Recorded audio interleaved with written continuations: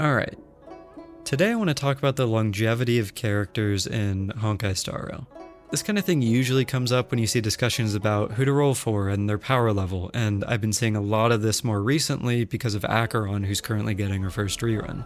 You see stuff like, should you roll, are they still worth it, and things like that. In the case of Acheron, or I guess more generically a DPS, the general consensus is no. Most of the community believes that you should only be rolling for supports because a DPS can get outscaled by one that has better multipliers, where a support will always be able to buff whatever DPS is currently the strongest. I think that's a reasonable way of looking at it, but I have to say that I don't think it's the full picture. I think if the argument was supports will get outscaled at a much slower pace, it would hold a lot more weight, because at the end of the day, supports aren't really that safe either. With the way Hoyo has been balancing characters, it's only a matter of time before they release one that is a direct replacement for someone currently released, while also doing more than they can do on top of that.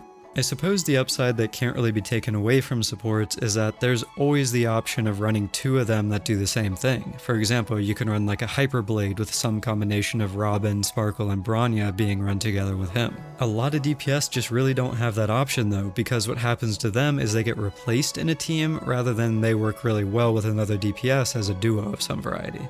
Regardless, if both DPS and supports can get outscaled even if your supports last a little bit longer overall, then this brings up some questions. Is any unit future-proof? Or, I guess, is it ever really safe to roll for a rerun? How long do you actually have with each unit before they get outscaled? And if they do get outscaled, what can you do to keep them relevant?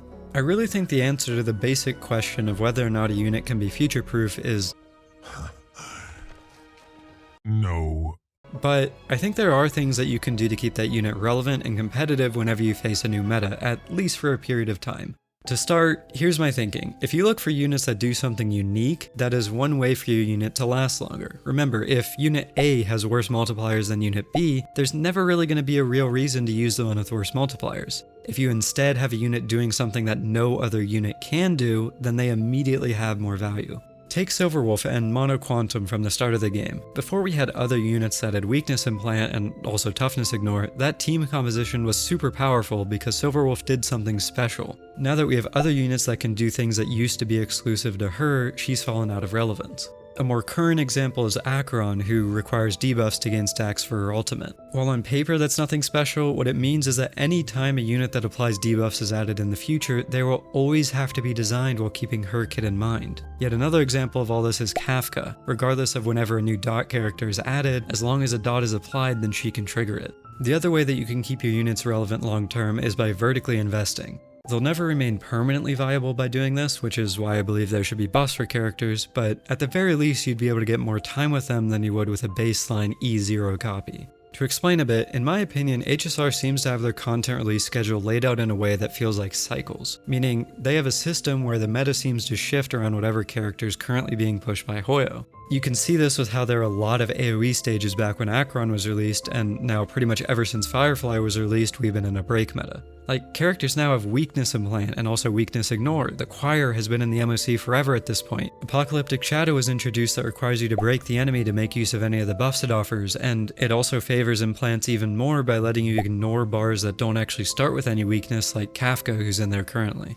Whenever the next cycle releases with 3.0, I fully expect the content that we get to be heavily favored towards whatever the premier unit type is. This is where I feel that vertical investment can come into play. It feels like each unit is almost always equivalent to the premier unit from the previous cycle that has Eidolons. As an example, an E2 Acheron team is roughly similar to an E0 Fei Zhao team. Granted, part of that is due to how synergistic Fei Zhao's team as a whole is, and that's not even mentioning Robin, but regardless they are both meant to be the peak of strength for their cycles. If the new cycle ends up dot favored and we get a ton of Nihility units, your Black Swan probably won't compete with those new units at E0 unless you have Eidolons or light cones for her. If it's AoE focused, then the hunt units that you just rolled for or built up during Fei Zhao's hunt cycle won't be doing as much anymore. Basically, if you don't always want to be getting the new characters from whatever the new batch is, the only way to continue using your old characters is by investing really heavily into them. Before I talk about that though, I think it's worth discussing the arguments people have for horizontal investment, and then I'll touch on why I'm personally on the side of vertical investment later. The first point against vertical investment is when you consider how the enemy HP has scaled up as the game has gone on. This is where the idea of future-proofing kind of completely falls through. Like, it's a fact to say that the enemy HP has increased a hell of a lot since this game launched. Whether that's to counterbalance how our characters are getting stronger, or maybe it's the new mechanics like Super Break being added, or whatever else, it's all kind of irrelevant because the end result is the same. HP has increased. Bosses, elites, even mobs now have tons of HP to the point that unique mechanics and vertical investment isn't necessarily going to be enough to keep your unit strong long term. Like I mentioned earlier, this game seems to be moving in cycles, and currently we're in the cycle of content catered towards Fei Zhao. If you need an E2 Acheron for her teams to be roughly equivalent to Fei Zhao teams that still have her at E0, then we're already hitting a point where it doesn't matter that she has unique mechanics or that you might have vertically invested in her, because Hoyo will start selling the next character that has even better ones. We've already seen this with Kafka and also Dot in general. Sure, Kafka can proc any dot that's applied on enemies, but the damage the dots currently do simply isn't enough to keep up with how the enemies have scaled at low investment. Part of that is due to there being time limits for all endgame content, while Dot is a damage type that, requires time, but also if you consider the multipliers of dots compared to units that attack super frequently like follow-up units, or others with super easy to access damage like Super Break units, then it doesn't really hold up that well.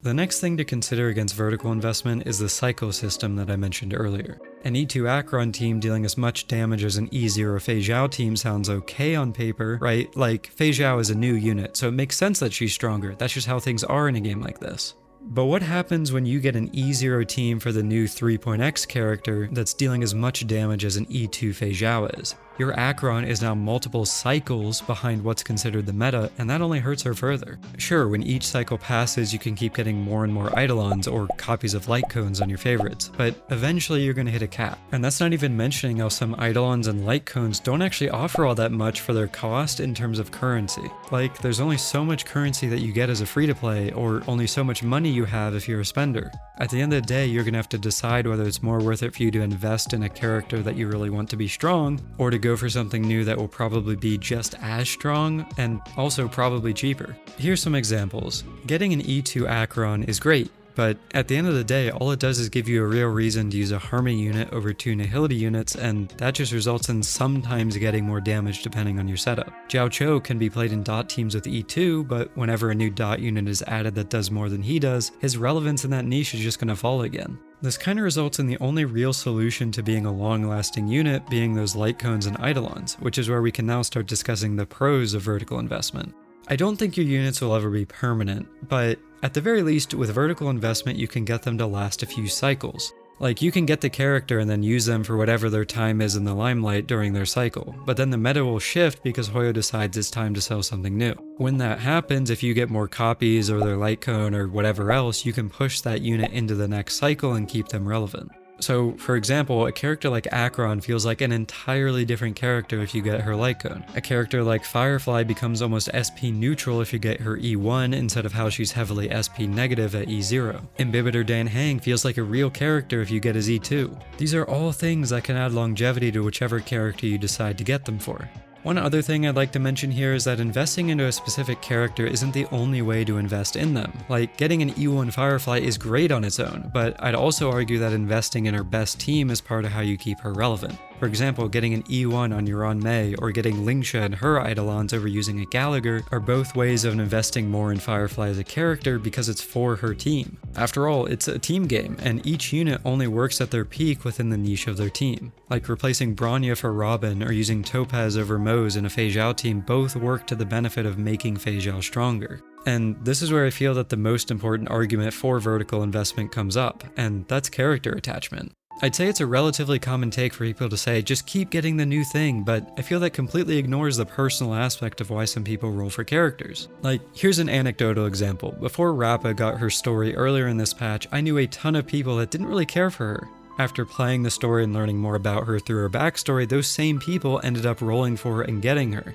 Players like that will always want to keep those characters relevant because they rolled for them because they like them, not necessarily because their kit is strong or not. And for those players, their only options are getting more copies of them, grabbing their light cone, or building the team around them because they simply wouldn't want to stop using their favorites. Honestly, everyone is going to be different, so I guess maybe the real answer for whether or not a character is future-proof is, it depends on the player. For those super dedicated players, they're going to do everything in their power to keep playing and vertically investing in their favorites regardless of whatever the meta is. Those are the kind of players that enjoy pushing the limits and getting every ounce of power that they can out of their favorites. For the people that have favorites but are also able to move on to new ones, it's kind of the opposite, and horizontal investment is definitely the play for them. How about you? Are there any characters you really liked and heavily invested in, and what was your reasoning for doing so? Feel free to let me know down in the comments below. Anyway, that's my rant. As always, thank you very much for watching, subscribe, and if you haven't already, maybe give my other videos a shot too.